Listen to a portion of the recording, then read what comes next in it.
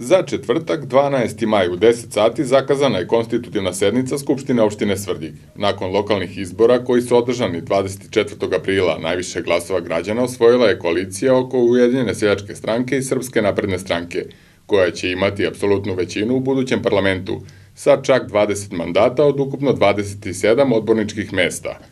Sledi koalicija SPS, Nova Srbija, NSS, koja će u Skupštini imati 3 odbornika, a zatim koalicija DS, DSS, koja će imati 2 odbornika. Po jednog odbornika imaće Jedinstvena Srbija i Srpska radikalna stranka.